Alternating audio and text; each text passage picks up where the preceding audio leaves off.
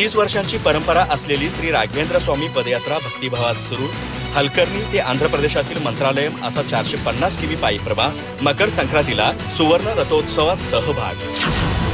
गडिंग्लज तालुक्यातील हलकर्णी इथं श्रद्धा, संयम आणि अखंड भक्तीचे प्रतीक असलेली राघवेंद्र ग्रुपची वार्षिक श्री राघवेंद्र स्वामी पदयात्रा यंदाही मोठ्या भक्तिभावात आणि उत्साहात सुरू झाली आहे. या पवित्र पदयात्रेचा शुभारंभ प्रसंगी श्री राघवेंद्र स्वामींच्या प्रतिमेचं पूजन श्वेता हत्तरके यांच्या हस्ते करण्यात आलं.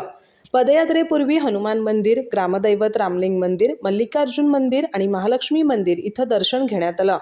त्यानंतर भगव्या पताकांसह गोविंदा गोविंदा या जयघोषात पदयात्रेला सुरुवात झाली. यामुळे संपूर्ण परिसर भक्तिमय वातावरणाने भारून गेला होता. गेल्या 30 वर्षापासून अखंडपणे सुरू असलेल्या या पदयात्रेत यंदा 25 भाविक सहभागी झालेत.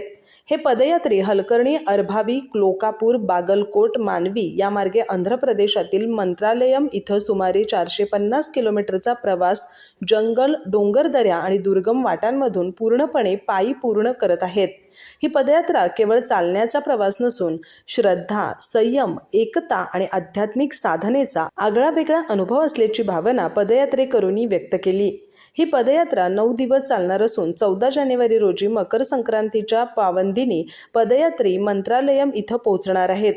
ती श्री राघवेंद्र स्वामींच्या सुवर्ण रथोत्सव, पुण्यकाळ, स्नान तसंच विविध धार्मिक कार्यक्रमांमध्ये पदयात्री सहभागी होणार आहेत. या पदयात्रेत मल्लिकार्जुन कळवीकिट्टी, श्रेयश कवळीकट्टी, राजू बुरुड, अनुज जोलापुरे, बाळू चौगले, विशाल भोसले, विनायक तेली, अभि म्यादार, प्रभाकर चिन्नानवर यांच्यासह एकूण 25 पदयात्री सहभागी झालेत. पदयात्रेच्या शुभारंभ प्रसंगी ग्रामस्थांनी मोठ्या संख्येनं उपस्थित राहून पदयात्रेकरांना शुभेच्छा दिल्या. या पदयात्रेमुळे हलकर्णी आणि परिसरात भक्ती आणि श्रद्धा तसंच आध्यात्मिक वातावरण निर्माण झालं असून ग्रामस्थांकडून पदयात्रेकरांवर शुभेच्छांचा वर्षाव होतोय. अधिक माहिती आणि ताज्या घडामोडींसाठी आजच आमचे चॅनल सबस्क्राईब करा.